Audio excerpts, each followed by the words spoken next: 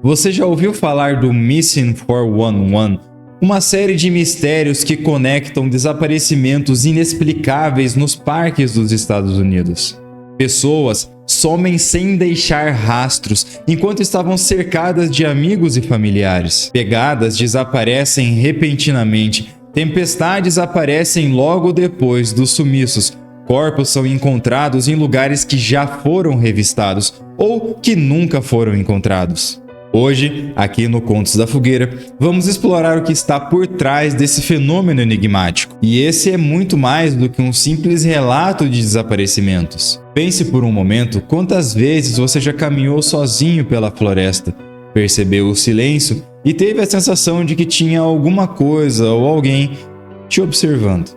Talvez esses casos sejam reflexos do quanto nós ainda não sabemos sobre os locais selvagens que nos cercam. Ou talvez seja um lembrete de forças maiores que habitam o nosso ambiente, forças que nós não conseguimos explicar. Prepare-se para histórias arrepiantes que vão desde crianças desaparecendo sobre os olhares atentos dos seus pais, olhares, né? Até eventos tão bizarros que parecem cenas de filmes de terror. E se você gosta desse tipo de mistério, já sabe, deixa seu like, se inscreve no nosso canal, ativa o nosso sininho para não perder mais nenhum conteúdo. Acenda a sua fogueira, feche as portas, apague as luzes e vamos lá.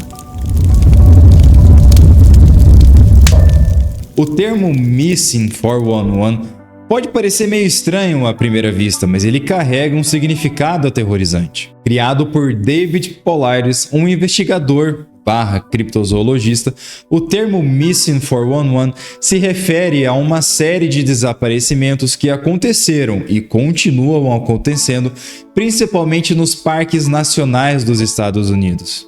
Tudo começou quando Polaris foi abordado por um guarda florestal enquanto pesquisava uma outra área de interesse. O guarda relatou que muitos desses desaparecimentos tinham características muito incomuns, mas que eram sistematicamente ignorados ou ocultados pelas autoridades. Instigado, Polaris começou a investigar por conta própria e percebeu que existia realmente um padrão muito perturbador nesses casos. Coisas assim que desafiam qualquer lógica. Pessoas desaparecem em questão de segundos, mesmo estando cercados por seus amigos e familiares. Não há rastros, pegadas ou qualquer outro indício do que aconteceu. Tempestades repentinas frequentemente ocorrem logo após o desaparecimento, o que dificulta muito as buscas. Quando as vítimas são encontradas, elas estão em lugares que já foram vasculhados diversas vezes ou então em situações muito bizarras, como sem roupas, desorientadas e incapazes de dizer o que aconteceu. Crianças desaparecidas são frequentemente encontradas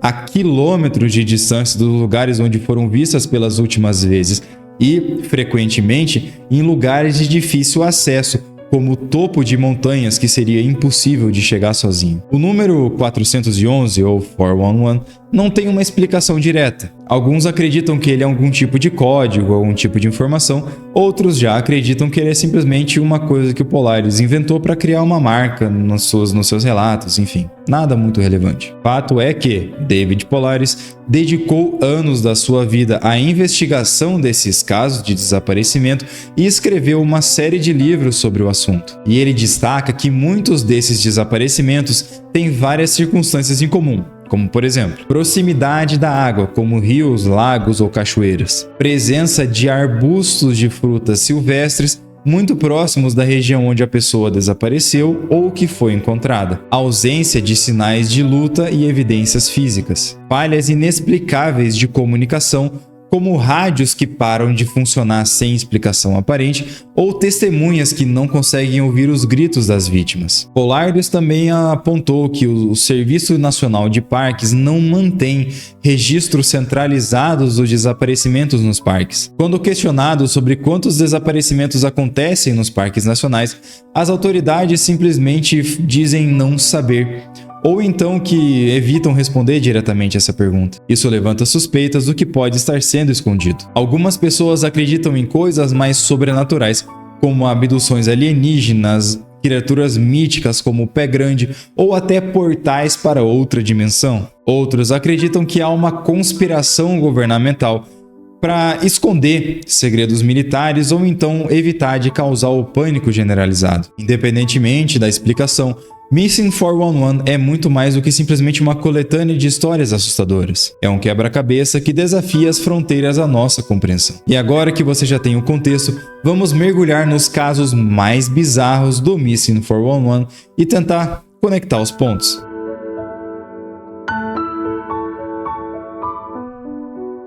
Em julho de 1981, Stacey Arras, de apenas 14 anos de idade, estava em uma viagem com seus pais e um grupo de amigos no Parque Nacional de Yosemite, na Califórnia. O grupo estava acampado num lugar conhecido como Chalés da Montanha de Yosemite, um lugar pitoresco marcado por suas trilhas, lagos e montanhas.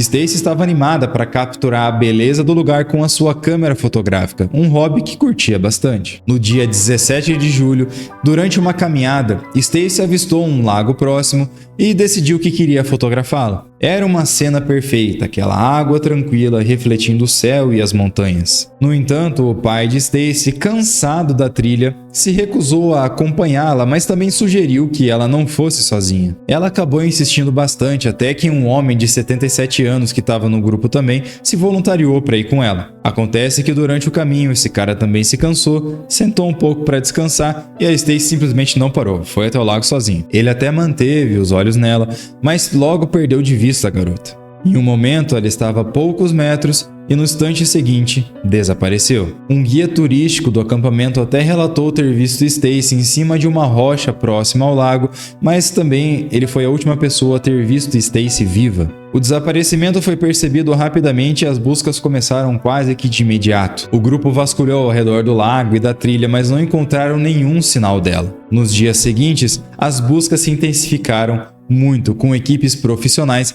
de cães farejadores e até helicópteros que circundaram aquela área por quilômetros. Apesar de todos esses esforços, tudo o que foi encontrado foi a lente da câmera de Stacey, que foi encontrada caída em um lugar remoto, mas sem sinais de luta, ou até mesmo de acidente. Não haviam pegadas ao redor do lago e nenhuma evidência de que ela tivesse saído mesmo da trilha. Era como se ela tivesse simplesmente evaporado. O desaparecimento de Stacey Arras é naturalmente envolto em mistério, então não é surpresa para ninguém que diversas teorias foram aparecendo ao longo dos anos. Alguns acreditam que Stacey pode ter caído nas rochas próximas ao lago e seu corpo ter rolado por um local de difícil acesso. No entanto, as buscas extensivas não encontraram nenhuma evidência que sustentasse essa teoria. Uma outra situação é o homem mais velho que acompanhou Stacey. De fato, ele foi um dos últimos a ter visto ela com vida, e essa circunstância de ele não lembrar das coisas, ter perdido de vista, não ver, é uma história meio mal contada. Mais tarde, ele acabou mencionando que viu um grupo de pessoas na trilha que não o grupo que ele estava,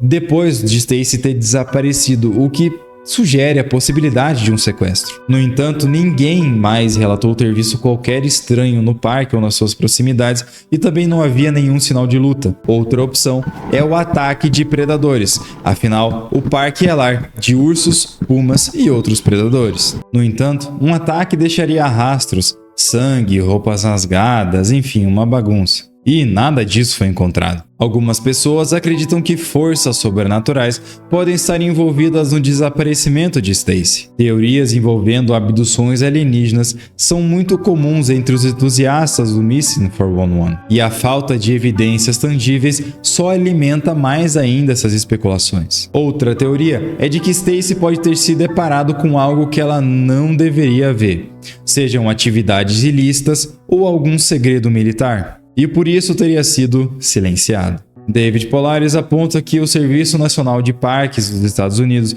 frequentemente se recusa a dar detalhes completos dos desaparecimentos, o que alimenta ainda mais essas teorias da conspiração. Até hoje, Stacey Arras não foi encontrada viva ou morta. O seu caso é um dos mais emblemáticos do Missing 411, por envolver uma jovem em plena luz do dia, cercada por pessoas a poucos metros dela, em um lugar não tão remoto. E esse mistério acaba sendo um lembrete sombrio de que, mesmo na beleza dos parques nacionais, há forças que nós simplesmente não conseguimos explicar. E você, o que acha que aconteceu com Stacey? Um acidente? Um ataque de animais? Ou algo mais sinistro? Abduções alienígenas? Algo que deveria ser encoberto? Conta pra mim aqui nos comentários.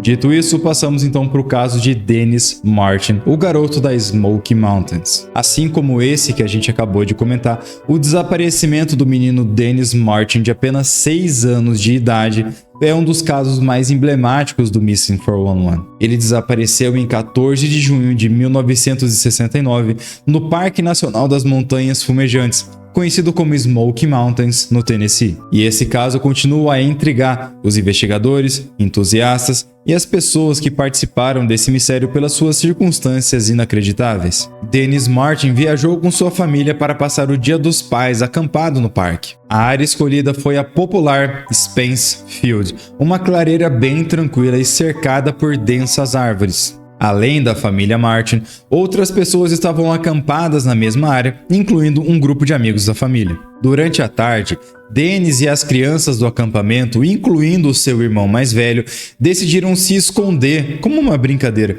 na borda da floresta. Então, se você sabe que é uma clareira, é um monte de árvores em volta e aqui no meio não tem nada, é meio aberto. Enfim, eles foram se esconder ali na borda da mata. O objetivo era esperar que os adultos passassem para dar um susto neles. E os adultos observavam essa brincadeira à distância, sem muita preocupação a princípio, porque dava para ver as crianças nos arbustos. E foi justamente em um desses arbustos que o pai de Dennis o viu pela última vez. Em questão de segundos, ele desapareceu. Quando os adultos chamaram as crianças para o jantar, todos retornaram, exceto Dennis. Seu pai, preocupado, correu para a direção do lugar onde ele foi visto pela última vez, mas não havia nem sinal dele. A busca inicial foi feita pela própria família, que percorreu um raio de 1,5 km do acampamento. E, sem sucesso, decidiram chamar as autoridades. As buscas começaram oficialmente às 5 horas da manhã do dia seguinte, e foi feita por guardas florestais, moradores locais,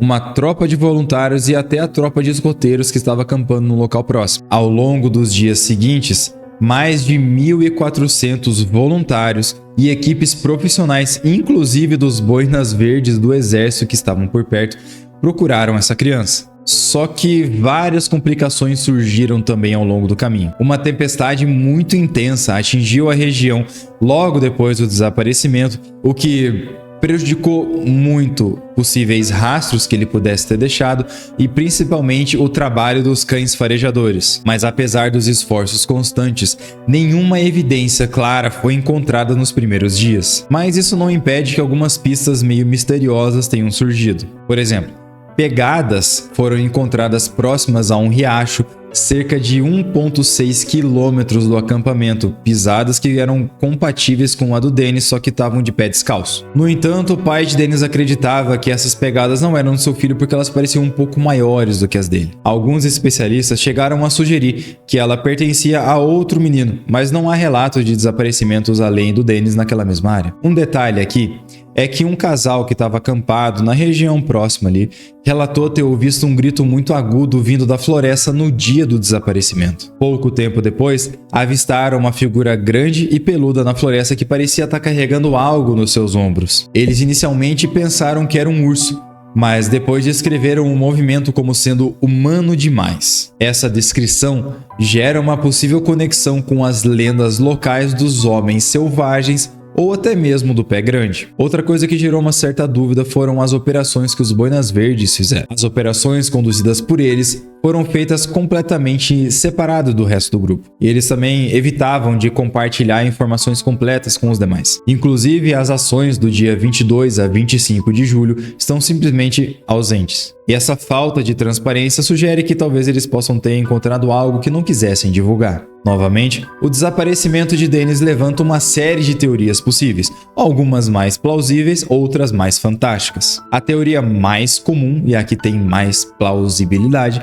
é de que Dennis se perdeu na floresta e sucumbiu aos elementos, ou seja, morreu de fome, frio, enfim. Só que a ausência de um corpo, principalmente, e de evidências concretas disso tornam essa teoria plausível, sim, mas não muito provável. Outros sugerem que Dennis pode ter sido atacado por um animal selvagem como um urso ou um puma. Só que, é claro, assim como no outro caso, esses ataques deixam vestígios, sangue, pedaços, roupas rasgadas, pegadas, sinais de luta coisas que são completamente ausentes no caso do menino. Outra hipótese é que Dennis pode ter sido sequestrado. O relato do casal que viu algo carregando alguma coisa nos ombros alimenta essa teoria. No entanto, a rapidez e o silêncio envolvidos nessa teoria tornam ela difícil de sustentar. Algumas pessoas ainda sugerem que Dennis foi vítima de forças sobrenaturais. As lendas locais dos índios Apalaches falam de homens selvagens que habitam essas florestas, ou até mesmo portais para outras dimensões. Esses relatos, é claro, são reforçados pelo avistamento daquela figura peluda andando com algo no ombro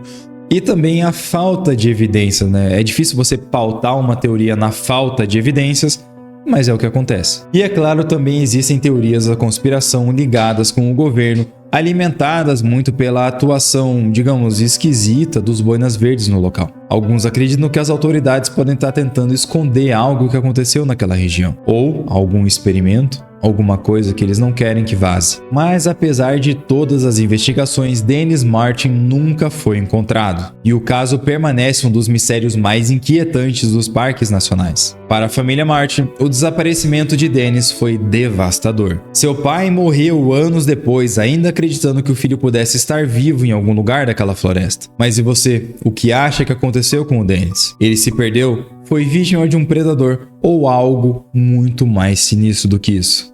Deixe para mim aqui nos comentários. E vamos para o nosso terceiro e último caso desse vídeo.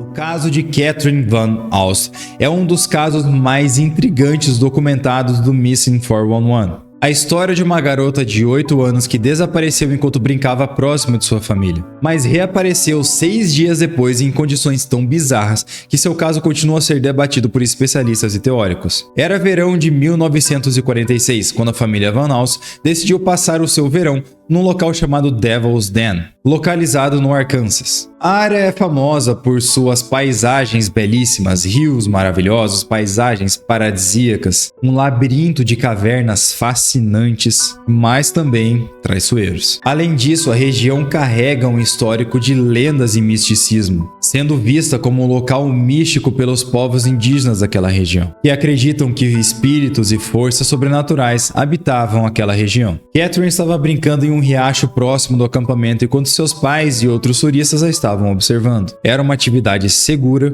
e corriqueira. No entanto, em um momento ela entrou na água e teve dificuldades para nadar. Uma mulher que estava perto percebeu e rapidamente ajudou Catherine a sair da água e ela ficou bem. Após esse susto, Catherine voltou a brincar no riacho enquanto seus pais a observavam. Só que assim, de forma súbita e inexplicável, ela desapareceu. Testemunhas que estavam próximas dela falaram que ela se afastou por alguns segundos e depois simplesmente evaporou. Os pais inicialmente pensaram que Catherine poderia ter voltado para o acampamento. Eles correram para lá chamando por ela, mas não havia nenhum sinal da garota. Assim que perceberam que ela não estava em nenhum lugar próximo, eles prontamente acionaram as autoridades do parque que iniciaram as buscas. As autoridades mobilizaram uma grande operação de busca. Equipes de resgates, voluntários e cães farejadores foram utilizados para vasculhar a área ao redor do acampamento. A urgência era ainda maior porque Catherine estava usando apenas um maiô e estava descalça, a tornando ainda mais vulnerável ao frio e aos elementos. Mas apesar dos esforços, nenhum vestígio foi encontrado durante 5 dias. O caso parecia sem solução e as esperanças estavam se esgotando. As florestas densas, terrenos irregulares, cavernas escondidas e arbustos espinhosos tornavam essa busca ainda mais difícil.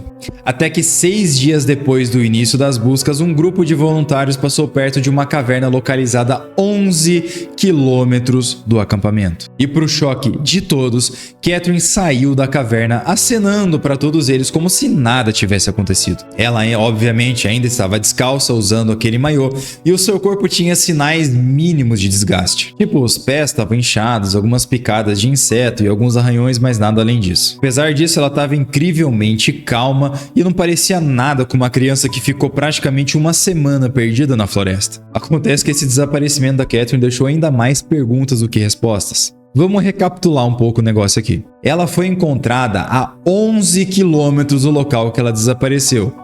Numa situação normal, se você pegar e andar 11 km reto, já é muita coisa, ainda mais se você tem 6 anos de idade. Agora, fazer isso nas montanhas, riachos, cavernas, terrenos irregulares, arbustos, floresta, é exponencialmente mais difícil. E para chegar nesse lugar, inclusive, ela atravessou esse tipo de terreno, que até mesmo um adulto experiente teria dificuldade de percorrer. E apesar dela estar levemente desidratada e ter perdido peso, ela estava em condições assustadoramente normais. O que é, diga-se de passagem, extremamente incomum para alguém que passou 6 dias na floresta. Ainda mais sem comida, água ou proteção adequada contra o frio. A área que Catherine foi encontrada já tinha sido vasculhada alguns dias antes por cães farejadores, inclusive, e nada foi encontrado. Aí, tipo assim, será que ela chegou lá depois? Ou será que ela estava em algum outro lugar? Sei lá. E quando perguntaram para ela o que aconteceu, ela simplesmente deu umas respostas desconexas, assim. Ela disse que simplesmente não conseguia encontrar o acampamento, algumas vezes ela até gritou por ajuda, mas ninguém conseguiu ouvir. Ela também afirmou ter dormido em grama quente no primeiro dia, um detalhe que ninguém conseguiu adivinhar exatamente o que era, como que ela fez isso. Porque assim, não existe lá no local. Ela também mencionou que sobreviveu comendo frutas silvestres, frutinhas. Só que o local também cara, muito perigoso, porque o local que ela tava frequentando, que ela tava andando, né, naturalmente passando, tinha muitas frutas venenosas. E agora a gente vai para algumas teorias do que poderia ter acontecido. A primeira é meio sem graça, por isso que eu vou falar agora, mas é que ela teve simplesmente muita sorte de ter encontrado essa caverna que tinha uma nascente de água doce, que ela tinha algumas frutas perto para comer. Pode ter sido isso. Outros acreditam que ela pode ter sido encontrada por alguém, algum indígena ou morador local que a ajudou a sobreviver, mas que não quis se identificar por algum motivo, enfim. Outra possibilidade é que o desaparecimento foi tão traumático que a mente dela simplesmente bloqueou tudo o que aconteceu, todas aquelas memórias. Ela pode ter vagado pela floresta em estado de choque, o que simplesmente explicaria a maneira como ela foi encontrada, de estar muito calma no caso. Outros já sugerem que ela foi atraída por uma força desconhecida, talvez algo sobrenatural ou místico. E aquela descrição de dormir em cama quente e também o estado que ela se encontrou em bom estado, caso,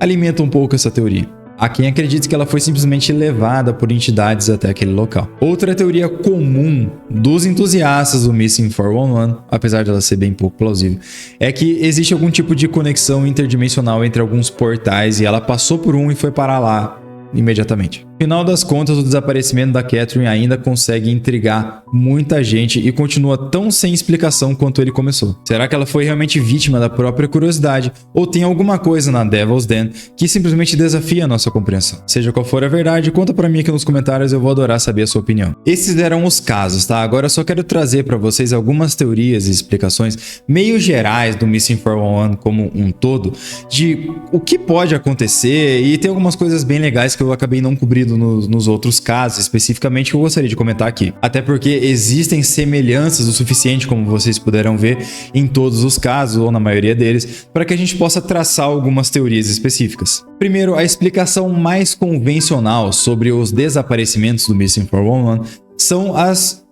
ambientais mesmo. Ou seja, as vítimas se perdem em áreas selvagens e sucumbem aos elementos, ao frio, à fome, à sede, enfim. Dá pra entender, né? Isso pode ser explicado porque a maioria delas tá em um terreno irregular, bem diferente do que está acostumado e tem pouca ou nenhuma habilidade de sobrevivência. O que essa teoria não explica muito bem são uns 3 pontos. As vítimas que desaparecem a poucos metros de outras pessoas, os corpos que não são encontrados apesar de buscas intensivas, ou as vítimas que reaparecem em lugares já revistados. Outra possibilidade aqui é o ataque de animais que eu já repeti em alguns casos. Até porque todos os parques nacionais são um habitat de predadores. Predadores que comem seres humanos? Não, nenhum deles. Mas que tem essa capacidade? Sim, muitos deles. Ursos, pumas, leões da montanha, lobos, só para dizer o mínimo. Só que essa teoria é muito difícil de acreditar, primeiro porque os predadores não iriam atrás de humanos ou de um grupo de humanos principalmente,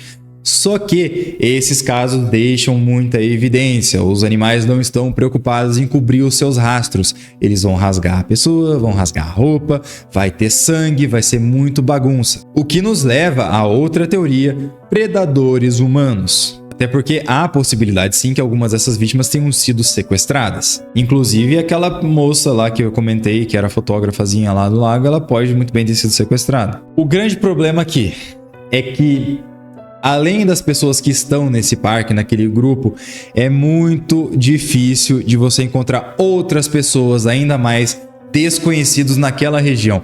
As entradas nos parques, por mais que seja uma coisa, né, de natureza, enfim, campo aberto, ela é extremamente controlada e regulada. Então não é qualquer pessoa que pode entrar lá. Tem uma entrada dessa reserva, tem um controle, os guardas florestais estão em constante patrulha, então é muito difícil que você entre lá clandestinamente. Só que a possibilidade, naturalmente, não é zero, então temos que comentar. Agora a gente chega na parte legal aqui, que são a parte mais mística e mais sobrenatural. Alguns acreditam que as pessoas podem ter sido sequestradas pelo Pé Grande. Se você não sabe o que é esse Pé Grande Sasquatch, é um grande macaco que habita as florestas. Tem diversas lendas muito parecidas de um bicho extremamente semelhante. Então, em algum momento eu vou cobrir essa lenda aqui no canal, mas não é o momento. Enfim, tudo que você precisa saber é macaco grande, muito forte, sequestra pessoas, mora na floresta e ninguém sabe se existe ou não. Outra criatura que pode ter aparecido ali são os Skinwalkers. Skinwalkers eu já fiz um vídeo